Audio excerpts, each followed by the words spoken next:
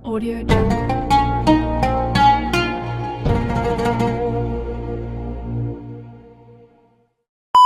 Assalamualaikum warahmatullahi wabarakatuh. Pemirsa, masih barusan saja viral tentang pengunduran diri Gus Miftah sebagai utusan khusus Presiden bidang kerukunan umat beragama karena beliau merasa bersalah ya, telah menghina penjual teh, penjual es yang namanya Sun Haji. Ya, kemudian tentu ada hikmahnya. Semua peristiwa itu ada hikmahnya. Hikmahnya tentu dari kedua belah pihak. Pertama dari pihak Gus Miftah itu menyadari akan kesalahannya, sehingga beliau mengundurkan diri ya, karena beliau meresapi bagaimanapun ya, penghinaan sekecil apapun itu dari sisi norma agama tentu dilarang. Ya, nanti ada juga hikmah rezeki dari penjual es ya. Dari sisi Gus Miftah yang menyadari kesalahannya, tentu kita semua mengambil ibroh, pelajaran ya. Dalam norma Islam menghina itu dilarang, bahkan mendapat ancaman ya. Dalam surat Al-Humazah misalnya ayat 1, wailul likulli humazatil lumazah ya, celaka atau diancam neraka wel orang yang suka mengumpat dan menghina. Ya, dalam Al-Quran juga banyak ayat-ayat yang berbicara tentang itu. Misalnya dalam Al-Hujurat ayat 11, a'udzubillahi minasyaitonirrajim, ya ayyuhalladzina amanu la yaskhar qaumum min qaumin asa ayyakunu khairum minhum ila akhiri ayat. Wahai orang beriman, janganlah satu kaum merendahkan menghina kaum yang lain. Boleh jadi yang dihina itu lebih mulia di sisi Allah Subhanahu wa taala.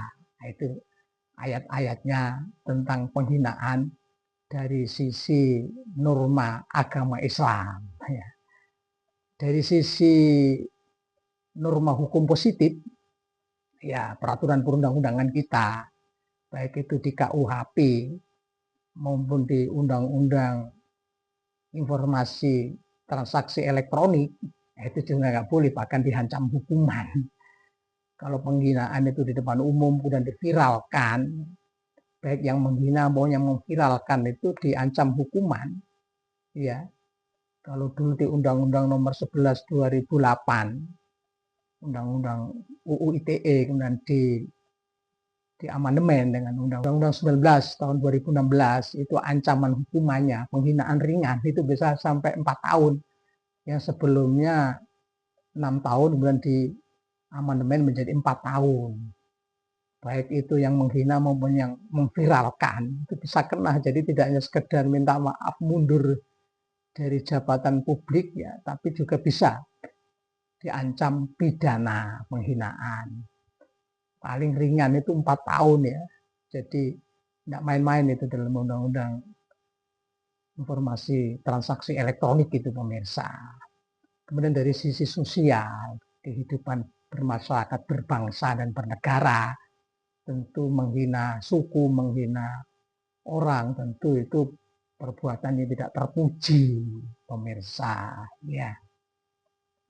Apalagi pejabat, pamong yang harus ngomong, apalagi kepada wong cilik harus menunjukkan kasih sayang. Apakah itu hanya sekedar gurau atau serius, ya itu tentu isi hati yang tahu. Tapi di masyarakat menghina seseorang, mengata-ngatai seseorang, itu tentu bukan perbuatan yang baik. Itu pemirsa. Jadi wajarlah kita ambil hikmah kalau yang menghina itu kemudian sadar. Gitu pemirsa. Tapi dari sisi yang dihina kemudian mendapat simpati, berkah, itu juga hikmah tersendiri. Kemudian berlimpah simpati, ada orang kaya yang kemudian memberikan uang sampai ratusan juta, ada yang memberikan hadiah umroh, nah itu wajar saja. Karena memang rezeki itu dari Allah. Misalnya dalam Al-Isra ayat 30 Allah berfirman, "A'udzubillahi minasyaitonirrajim. Inna rabbaka yabsutur rizqa liman yasha'u wa yaqdir innahu kana bi ibadihi khabirum basira." Nah, sesungguhnya Tuhanmu itu melapangkan rezeki kepada siapa yang dikehendaki dan menyempitkan rezeki kepada siapa yang dikehendaki. Sesungguhnya Allah itu terhadap hambanya maha waspada dan maha mengetahui. Jadi ayat-ayat tentang rezeki itu dari Allah, Allah yang melapangkan, menyempitkan itu kurang lebih dalam Al-Quran itu sampai 15 ayat. Belum dalam hadis-hadis Rasulullah. Jadi itu tentu tidak bisa kita contoh ya. Misalnya minta dihina supaya dapat simpati, tentu tidak bisa. Itu hikmah anugerah Allah Subhanahu wa taala. Tapi tentu tidak bisa kemudian cara berpikir kita itu kita balik. Sesungguhnya yang berjasa itu yang menghina, karena setelah dihina mendapat ratusan juta. Tentu tidak bisa begitu, itu logika yang terbalik. Itu kemudian membenarkan penghinaan, tidak begitu. Kalau logika itu dipakai ya bisa rusak kehidupan bersama ini. Misalnya Palestina mendapat simpati dukungan dari beberapa negara karena dibombardir oleh Israel, kemudian Israel yang berjasa, yang jadi pahlawan, tentu tidak. Jadi menghina tetap dilarang, tetap perbuatan ini tercela dan tidak boleh kita lakukan. Jadi peristiwa ini, semua peristiwa dalam kehidupan itu seharusnya menjadi ibroh, pelajaran bagi kita. Di satu sisi kita dilarang oleh Allah untuk menghina makhluk Allah, menghina saudara kita. Di satu sisi kita yakin bahwa rezeki itu tidak akan tertukar. Rezeki itu datangnya dari Allah Subhanahu wa taala. Itu pemirsa. Sekian, assalamualaikum warahmatullahi wabarakatuh.